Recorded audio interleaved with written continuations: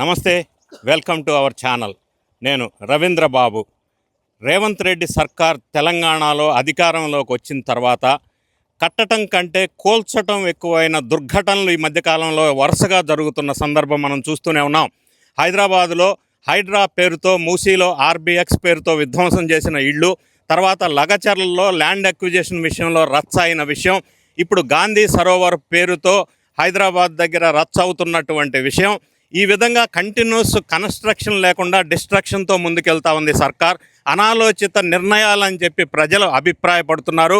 ప్రస్తుతం అగ్గి రాజేస్తున్నటువంటి విషయం ఖమ్మం పట్టణంలో కలెక్టరేట్ ఆఫీసుకి కరెక్ట్గా 500 మీటర్ల దూరంలో ఒక కొండపైన పేదల లేదా మధ్యతరగతి వర్గాల వాళ్ళు సుమారుగా 650 నుంచి 700 ఇళ్ళు వరకు కట్టుకొని నిర్మించుకొని 10 సంవత్సరాల నుంచి 15 సంవత్సరాల నుంచి ఇక్కడ నివాసం ఉంటున్నారు. ఇది భూదాన యజ్ఞ బోర్డు వాళ్ళ ఆధీనంలో ఉన్నటువంటి ల్యాండ్. దీని గురించి ఒకసారి డీటెయిల్డ్ విశ్లేషణ చెప్పవలసి వస్తే, భూదాన యజ్ఞ బోర్డు అనేది ఎప్పుడో గతంలో పూర్వకాలంలో పేదలకి ఇళ్ళు ఇవ్వాలి అని కొంతమంది ల్యాండ్ని డొనేట్ చేశారు. ఆ ల్యాండ్ డొనేట్ చేసిన పర్పస్ ఏంటంటే పేదలకి దీనికి సంబంధించిన ఏరియాలో ఇళ్ళు ఇవ్వాలనేది పర్పస్. ఈ ల్యాండ్ మొత్తం 62 ఎకరాలు. ఈ ల్యాండ్కి ట్రస్టీగా ఉన్నటువంటిది భూదాన యజ్ఞ బోర్డు అనేది ఉంది. సో ఈ ల్యాండ్కి గవర్నమెంట్ ఆఫ్ తెలంగాణకి సంబంధం లేదు. దీని ఓనరు ట్రస్టీ భూదాన యజ్ఞ బోర్డు మాత్రమే. కాకపోతే అనూహ్యంగా ఈ మధ్యకాలంలో రేవంత్ రెడ్డి సర్కార్ అధికారంలోకి వచ్చిన తర్వాత దీని ల్యాండ్ రేటు భారీగా పెరిగిపోవడంతో సుమారుగా ఎకరం 2 కోట్ల వరకు ఉన్న సందర్భంలో ఈ ల్యాండ్ని వాళ్ళ సంబంధించిన వ్యక్తులకి ఇవ్వాలి అని ఒక దురుద్దేశంతో ఇక్కడ నివసిస్తున్నటువంటి వాళ్ళ ఇళ్ళని నోటీసు లేకుండా, ముందు ఇన్ఫర్మేషన్ లేకుండా, సామాను తీసుకొని బయటికి వెళ్ళేంత టైం కూడా ఇవ్వకుండా, పిల్లల ఎగ్జామ్స్ జరుగుతుంటే వాళ్ళు వీధిని పడే విధంగా ఎంతో కాలం నుంచి ఇక్కడ నివసిస్తున్నారు. మరి భూదాన యజ్ఞ యాక్ట్ 1973 సెక్షన్ 14 సబ్సెక్షన్ 1 ప్రకారంగా ఈ ల్యాండ్ భూదాన యజ్ఞ బోర్డు వాళ్ళు పేదలకు ఇవ్వాలి అనేది లక్ష్యం, సంకల్పం. అయితే ఆ విధంగా ఇచ్చిన ఈ ల్యాండ్ పేదల నుంచి లాక్కునే హక్కు ప్రభుత్వానికి ఎక్కడుంది అని చెప్పి ఇక్కడ ప్రజలు ప్రశ్నిస్తున్నారు. అరణ్య రోదన అయిపోయింది వాళ్ళ ఆవేదన. ఈ విధంగా ప్రభుత్వం చేయవలసిన అవసరం లేదు. ఎందుకంటే దీని ల్యాండ్ ఓనర్ ప్రభుత్వం కాదు, ట్రస్ట్ భూదాన యజ్ఞ బోర్డు మాత్రమే. అటువంటిది పేదల్ని పారదోలి ల్యాండ్ వాల్యూ పెరిగింది కాబట్టి ఈ పరిస్థితి వచ్చింది. టోటల్ 62 ఎకరాల భూదాన యజ్ఞ బోర్డు ల్యాండ్ ప్రస్తుతం అందులో 10 ఎకరాలు కస్తూరిబా బాలికల పాఠశాలకి ప్రభుత్వం డొనేట్ చేసింది. ఈ భూదాన యజ్ఞ బోర్డు ల్యాండ్ ప్రభుత్వం 10 ఎకరాలు స్కూల్కి డొనేట్ చేయటం కూడా చట్ట విరుద్ధం. ఒకవేళ డొనేట్ చేసి ఉంటే దానికి ల్యాండ్ అక్విజిషన్ యాక్ట్ ప్రకారం భూదాన యజ్ఞ బోర్డు వాళ్ళకి కాంపన్సేషన్ పే చేయాలా, అది జరగలేదు. అయితే ఇప్పుడు 62 ఎకరాల్లో 10 ఎకరాలు స్కూల్కి పోగా ప్రస్తుతం 31 ఎకరాలు మొత్తం కబ్జా పెట్టేశారు. ఇప్పుడు మిగిలిన కొద్దిపాటి స్థలం మీద పెద్దల కన్ను పడటంతో హుటాహుటిన ముందస్తు నోటీసులు లేకుండా, ఇన్ఫర్మేషన్ లేకుండా ఇళ్ళన్నీ పడగొట్టేశారు. ఇక్కడ ప్రధానంగా బాధితులు చెబుతుంది ఏంటంటే గుడిసెలు పగలగొట్టారని ప్రచారం చేస్తున్నారు కొంతమంది. ఇవి మొత్తం గుడిసెలు కాదు, ఎన్నో సంవత్సరాల నుంచి కష్టపడి ఈఎంఐ కట్టుకొని సంపాదించుకొని ఇళ్ళు కట్టుకున్నారు వీళ్ళు. మరి వీళ్ళకి ప్రొసీడింగ్స్ ఆర్డర్స్ కూడా వీళ్ళ దగ్గర ఉన్నాయి. అదేవిధంగా ట్యాక్స్ అసెస్మెంట్ షీట్స్ కూడా వీళ్ళ దగ్గర ఉన్నాయి.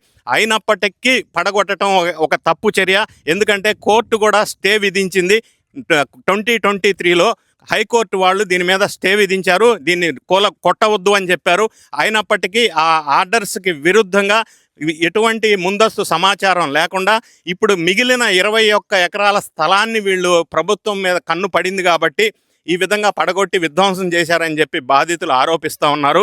ఇది చాలా దారుణమైన విషయం. ఎందుకంటే ప్రభుత్వం ఇందులో ఓనర్ కాదు. ఈ ల్యాండ్కి భూదాన్ ట్రస్ట్ బోర్డు మాత్రమే దీని ఓనర్. ప్రభుత్వానికి సంబంధం లేని అంశం. ఏ విధంగా ఇళ్ళు కూలుస్తారు, కోర్టు ఆర్డర్ని ఏ విధంగా వైలేట్ చేస్తారు అనేది ప్రధానంగా ఇక్కడ వినిపిస్తున్న ఆరోదన, అరణ్య వేదన బాధితులు మాట్లాడుతూ ఉన్నారు. ఇక్కడ మనం వాళ్ళ దగ్గర నుంచి అడిగి తెలుసుకొని వాళ్ళ బాధను అర్థం చేసుకునే ప్రయత్నం చేద్దాం ఈరోజు భూదాన యజ్ఞ ఖమ్మం నుంచి. చెప్పండి సార్, మీ పేరేంటి? నా పేరు శ్రీనివాసరావు అండి. ఈ ల్యాండ్లో ఎప్పటి నుంచి ఉంటున్నారు? గత 11 సంవత్సరాల నుంచి ఇక్కడే ఉంటాను. మరి ఇప్పుడు ఏం జరిగింది? అన్ఎక్స్పెక్టెడ్గా అనుకోకుండా ఒక కనీసం నోటీసులు, ముందస్తు ఇన్ఫర్మేషన్ లేకుండా ఒక తెల్లవారుజామున కోళ్ళ గుంపు మీద పిల్లి పడ్డట్టు తెల్లవారుజామున 4:30-5 ప్రాంతంలో వచ్చి ఒక దగ్గర ఒక 4 జిల్లాల నుంచి ప్రభుత్వ యంత్రాంగం మొత్తం కలెక్టర్ కానించి స్వీపర్ వరకు మొత్తం 15,000 మంది 15,000 మంది దిగి ఉన్న పలంగా పిల్లలు కనీసం నిద్ర లేవని టైంలో వాళ్ళందరినీ ఇట్లా బట్టబట్ట బయటికి గుంజుకొచ్చి పడేసి సామాన్లన్నీ రోడ్డు మీద పడేసి ఆ అడ్డగోలుగా ముఖమన్న కడుక్కోకుండా పాచి మొక్కలతోని అరణ్య రోదన చేస్తున్న జనాల మీదకి వచ్చి విరుచుకుపడి దగ్గర దగ్గర ఒక 100 పొక్కులైన్లు, బుల్డోజర్లు, ఒక 2-3 వేల మంది పారామిలిటరీ ఒక పాకిస్తాన్ తీవ్రవాదుల మీద ఎట్లయితే అటాక్ చేస్తారో సెక్షన్ 1, సెక్షన్ 2, సెక్షన్ 3 అనుకుంటా చెప్పండి. అరణ్య రోదనగా ఒక 15,000 మంది, ఒక 2,000 మంది పారామిలిటరీ దళాలు ఒక పాకిస్తాన్ తీవ్రవాదుల మీద ఎట్లయితే అటాక్ చేస్తారో ఆ విధంగా అటాక్ చేసి సెక్షన్ 1, 2, 3 అనుకుంటా విపరీతంగా టార్చర్ పెట్టుకుంటా మొత్తం సామాన్లు ఇట్లా బయటికి ఇసిరేసుకుంటా దౌర్జన్యకాండ ప్రవర్తించుకుంటా దౌర్జన్యంగా కూల్చిపడేయటం జరిగింది. ఎందుకు అంత అర్జెంటుగా ముందస్తు సమాచారం లేకుండా సామాను తీసుకునే అంత టైం ఇవ్వకుండా అంత వేగంగా వచ్చి మిమ్మల్ని రోడ్డు మీదకి తరిమేయాల్సిన పరిస్థితి ఎందుకు ఏర్పడింది అంటారు? కాంగ్రెస్ పార్టీకి ఓట్లేసినాగా ప్రజాపాలన పేరుతోని అట్లా ప్రజలు వాళ్ళు లేనోళ్ళు కదా, పొంగులేటి శ్రీనివాసరెడ్డి గారు, తుమ్మల నాగేశ్వరరావు గారు వాళ్ళ కొడుకులకి వాళ్ళకి పంచిపెట్టడానికి వాళ్ళు పేదలుగా వాటి కోసం మమ్మల్ని ఖాళీ చేసి ఉంటారని మా 100% రెవెన్యూ మినిస్టర్ హస్తం లేకుండా అసలు జరగటానికి ఆస్కారమే లేదు. ఆయనకి తెలియకుండా జరిగిందని ఆయన కలెక్టర్ గారితో ఫోన్లో మాట్లాడి తెలుసుకున్నారని వార్తలు వినిపిస్తా ఉన్నాయి. అంత అబద్ధం. అట్లా జరిగే అవకాశం అసలు 100% లేదు.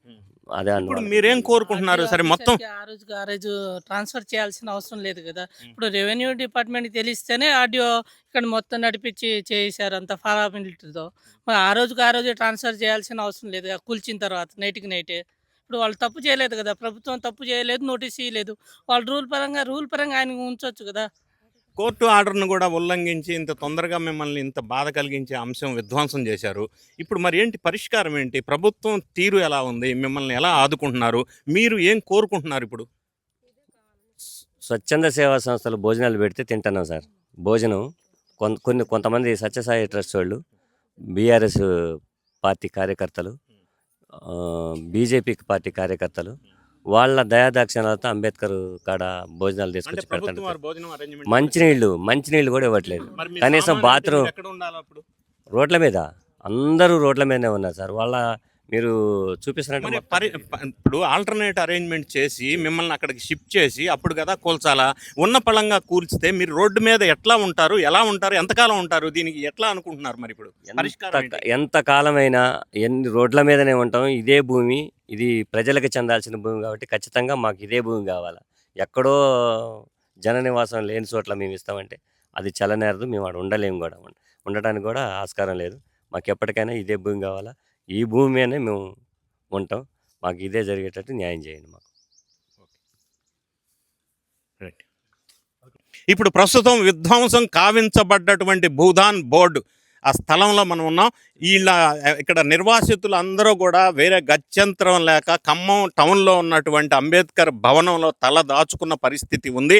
వాళ్ళకి భోజన వసతులు కూడా ప్రభుత్వం కల్పించటం లేదు అని చెప్తున్నారు.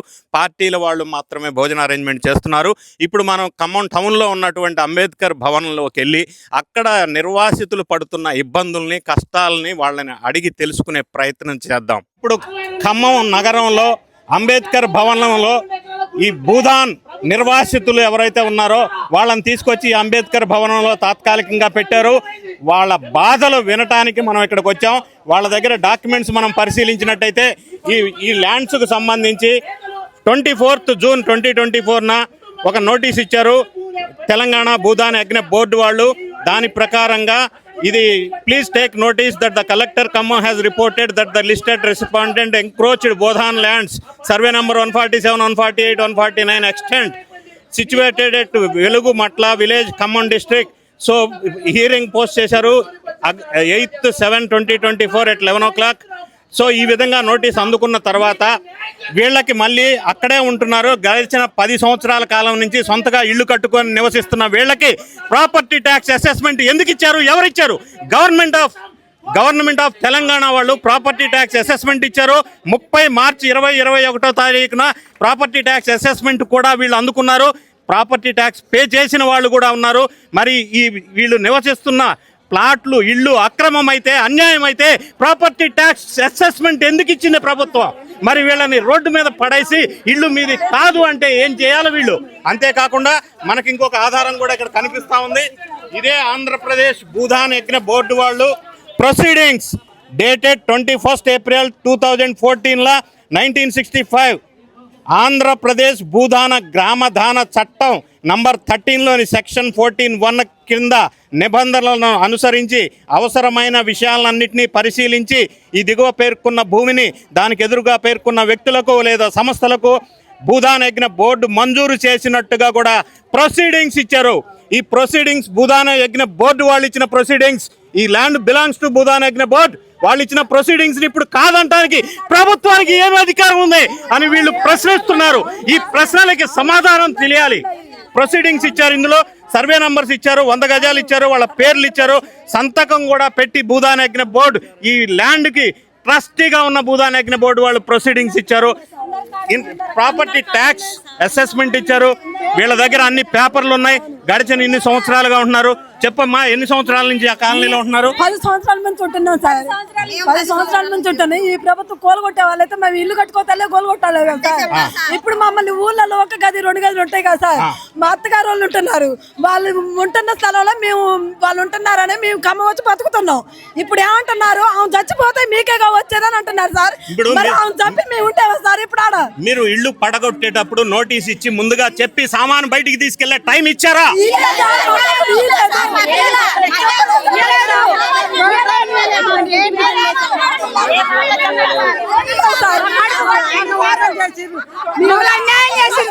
మరి సడన్ గా వచ్చి సామాను రోడ్డు మీద పడేస్తే మీరు ఎక్కడ పడతారు? రోడ్డు మీద మీ బాధ ఏంటి?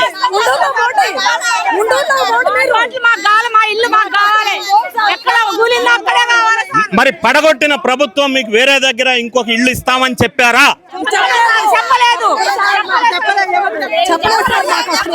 అంటే మీరు అక్రమంగా ఇల్లు తీసుకున్నారా? అక్కడ మీకు ఎట్లా వచ్చింది ఇల్లు?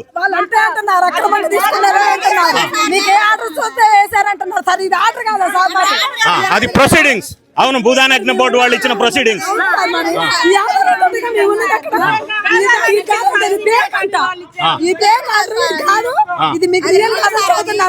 ఎవరు చెప్పారు?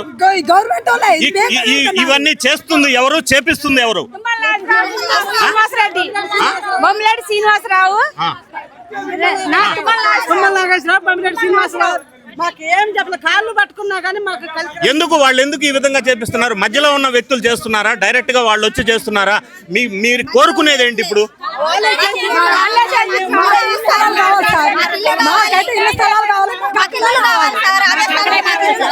మాకు అక్కడే కావాలి సార్.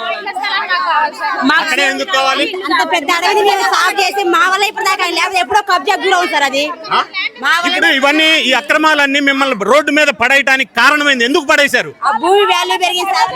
వాళ్ళ భూమి ఉంది సార్, అక్కడ 500 ఎకరాల భూమి ఉంది సార్. వాళ్ళు ఉండదు సార్, మా కడుపు కూడా ఇక్కడే ఉంటారు సార్. మాకు మీరు ఇప్పుడు కాంగ్రెస్ ప్రభుత్వాన్ని మీరు ఏం కోరుకుంటున్నారు? ఏం కావాలంటున్నారు? అక్కడే ఉంటాం, మేము వేరే చోట పోము. మా జాగాలు మాకు ఇవ్వాలి. మా ఇల్లు కూలగొట్టేందుకు మా ఇల్లు కట్టియాలి. మా నష్టపరిహారం మీద మమ్మల్ని చేయాలి. ఇల్లే కట్టియాలి, కూలగొట్టిన ఇల్లు కట్టించి ఇవ్వాలి మాకు. మరి ప్రభుత్వం వాళ్ళ స్పందన, అధికారుల స్పందన ఎలా ఉంది? పట్టించుకోవట్లేదు అసలే. మరి ఇక్కడ తీసుకొచ్చి అంబేద్కర్ భవన్ లో పెట్టారు కదా, మీ మంచి చెడ్డ భోజన వసతుల సంగతి ఏంటి? టిఆర్ఎస్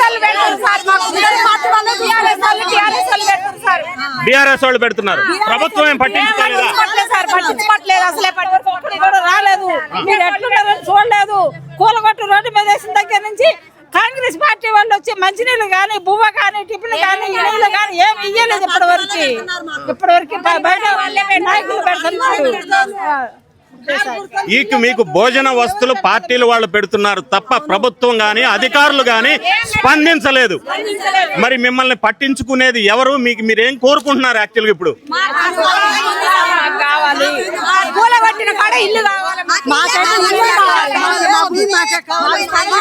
ఎక్కడైతే అన్యాయంగా సడన్ గా వచ్చి నోటీస్ ఇవ్వకుండా ఉన్న పలంగా సామాను బయట పడేసి ఈ నిర్వాసితుల్ని ఇళ్ళు లేని వాళ్ళగా చేశారో వాళ్ళకి అదే స్థలంలో ఇళ్ళు కావాలి అని బాధితులు కోరుకుంటా ఉన్నారు. చెప్పకుండా ముందస్తు సమాచారం ఇవ్వకుండా పిల్లలకి పరీక్షలు జరుగుతున్న సందర్భంలో రోడ్డు మీద పడేసి ఇక్కడ అంబేద్కర్ భవన్ లో పెట్టారు వీళ్ళకి వెంటనే అదే ప్లేస్ లో ఇళ్ళు ఇవ్వాలి అని చెప్పి ఈ బాధితులంతా కూడా ఆవేదనగా చెప్తున్న సందర్భం మనకు అర్థం అవుతా ఉంది. ఇప్పుడు వీళ్ళ బాధ వర్ణనాతీతంగా ఉంది. మరి వీళ్ళ బాధకి స్పందించకుండా ప్రభుత్వం ఎందుకుంది? ప్రభుత్వ అధికారులు ఇక్కడ ఏం జరుగుతుందో మంచి చెడ్డ విచారించే వాళ్ళకి ఆ టైం కూడా లేదా? ఎవరు పట్టించుకోవాలా వీళ్ళ బాధలు? వర్ణనాతీతమైన వీళ్ళ బాధలు.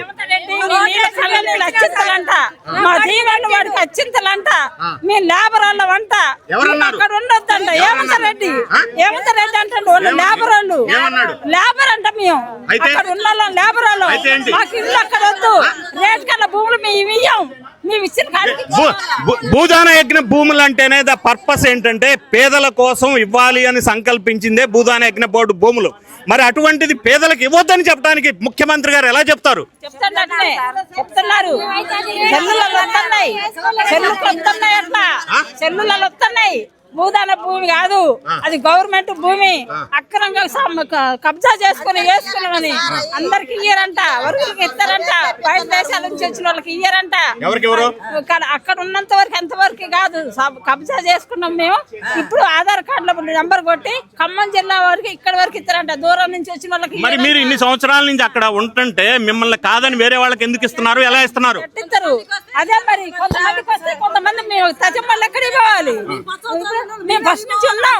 990 ఇళ్ళు మాకు ముందు వేసుకున్నాం. 470 ఇళ్ళు వేసుకున్నాం. వాళ్ళందరూ అక్కడే ఉన్నారు కదలకుంటా. తజమ్మళ్ళకి వెనక ముందు ఇస్తామన్నారు, ఆఫ్ చేశారు. మరి ఫస్ట్ మేము గుడిసెలు వేసినప్పుడు ఆఫ్ చేయాలా? మేము గుడిసెలు కట్టుకున్నప్పుడు తోసేయాలా? మమ్మల్ని అట్లేసినట్టు మేము ఇప్పుడు నష్టపోకపోదు, రోడ్డు మీద పడకపోదు. ఆ రోజు నుంచి మాట్లాడుకుంటుంటే ఈ రోజు ఇల్లు కట్టుకున్నాక మమ్మల్ని రోడ్డు మీద తోసారు. మేము ఎక్కడికి పోవాలి? ఇవాళ సొంత ఇల్లు లేవు నాకు తగ్గదానికి. నా ఆధార్ కార్డు కొట్టండి, నా సొంత ఇల్లు ఉంటే నేను రూపాయి కూడా అడగను, ఇల్లు కూడా అడగను. చెప్తున్నా. మరి ఎక్కడన్నా వేరే ప్లేస్ లో ఇందిరమ్మ ఇల్లు ఇస్తే మీరు పోగలరా? సార్ అసలు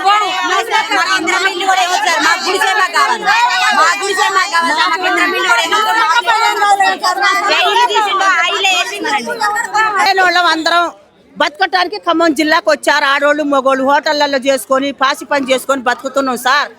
ఊరికి మళ్ళీ సర్వేలు చేస్తున్నారు. దేనికని మాకు లేదు కానీ బయట నుంచి వచ్చిన వాళ్ళకి ఇస్తున్నారు సార్. మరి ఇది న్యాయమా చెప్పండి మీరు? ఎందుకు బయట నుంచి వచ్చిన ఏం మరి మమ్మల్ని ఎల్లగొట్టారు. బయటకు వచ్చిన వాళ్ళు గుట్ట నిండారంటే ఆడ రాసి ఇస్తున్నారంట. దేనికి మరి అగో సామాన్లు చూడండి. మరి మాకు అయ్యాలే ఎల్లగొట్టారు. పోండి పోండి పోండి పోండి అని కుక్కలు గెదినట్టే గెదినారు. ఇక్కడ నుంచి బళ్ళు పంపించారు, బళ్ళ మీద తెచ్చి ఆడేశారు. మరి మాకు సర్వే ఎందుకు చేయాలి సార్? మేము లేకనే వచ్చినాంగా. సర్వేలతో ఏం పని?